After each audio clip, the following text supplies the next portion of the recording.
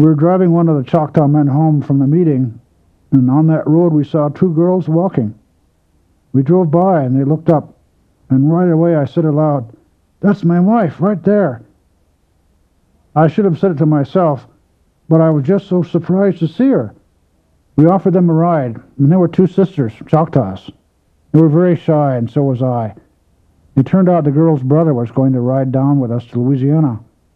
The sisters began to cry when we got ready to go.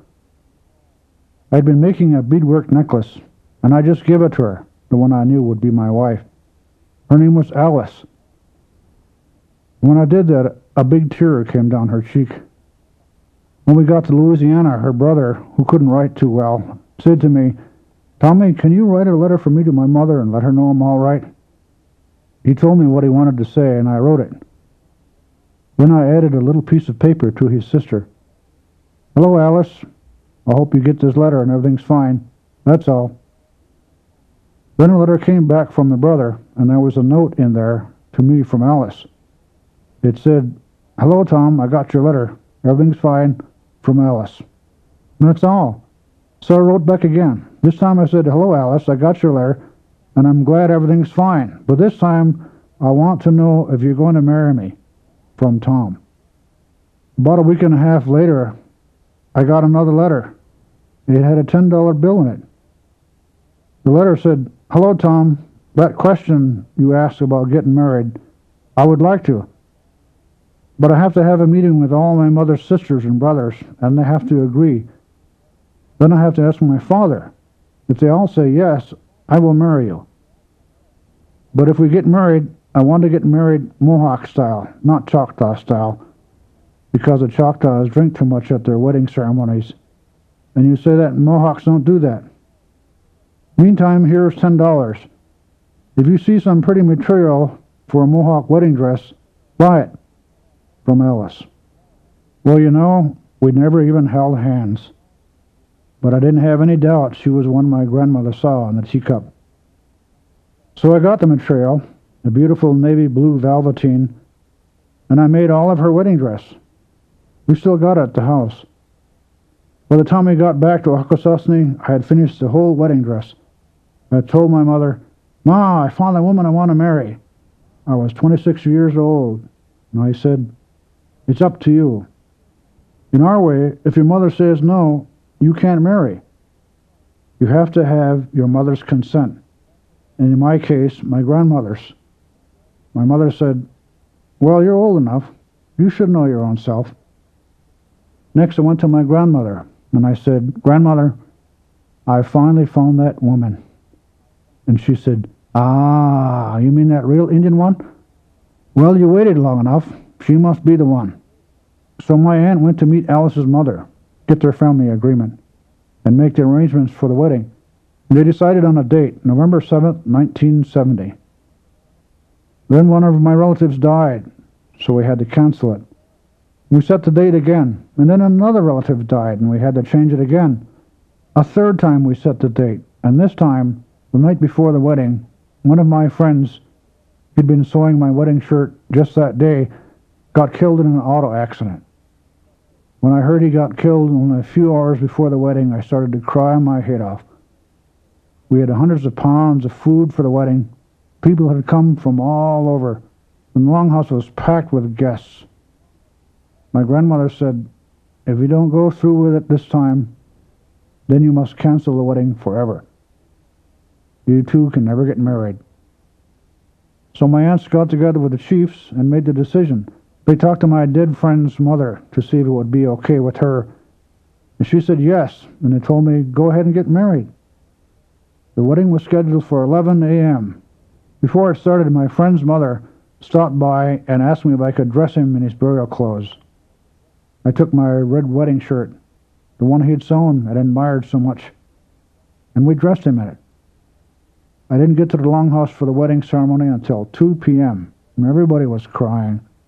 It was the saddest wedding there ever was. After the wedding, we went right with all the food to sit all night at my friend's wake.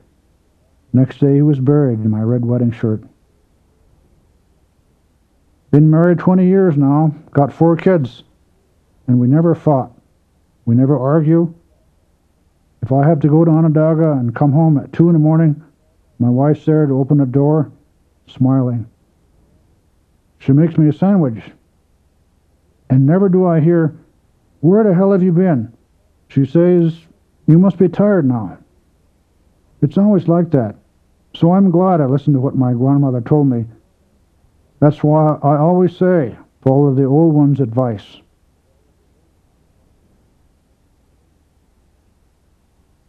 Thomas Banyaka, Hopi. "Here's where we go off the map," Thomas Banyaka Jr. announces as we head up a barely visible track through rough scrub brush into one of the most sacred landscapes in America. In Hopi belief, part of the very center of the universe.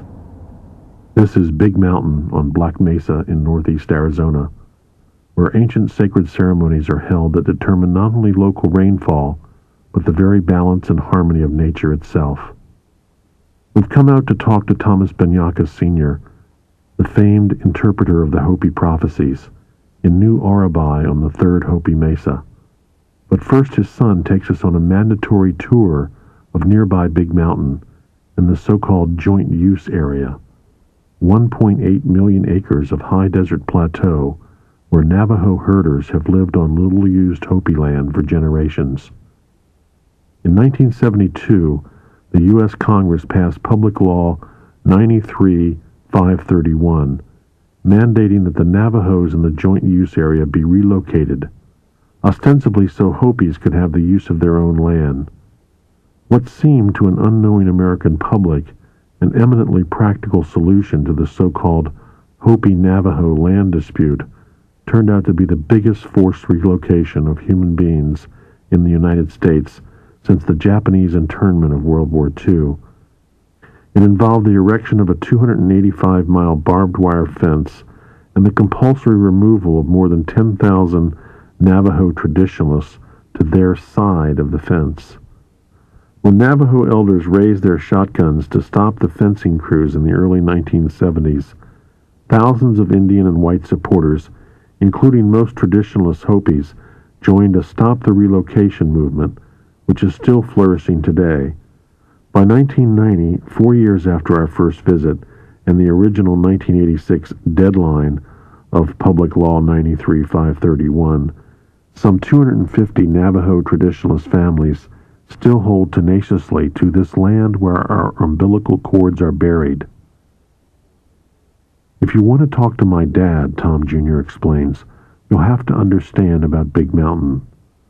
White man just calls it joint use area. He doesn't realize this place is a cathedral. It's our Jerusalem. It's also got some of the world's biggest deposits of coal, uranium, and oil shale. And that's why the big mining companies got Congress to pass a law relocating the Navajos who've lived out here for hundreds of years. They bill the whole thing as a Hopi-Navajo land dispute, and they get their puppet tribal councils to go along with it. But everyone knows why they want the Indians off the land, so they can get what's under it. Nobody's being fooled, but lots of people are being hurt." In a weathered one-room house far out in the scrub, we visit 3 Navajo families living under a single sagging roof. An old grandmother, tears in her eyes, flails the air at the sight of us and starts half screaming, half crying in Navajo. "Your government, they stopped the water. They won't let us build a new room or even fix a broken window pane.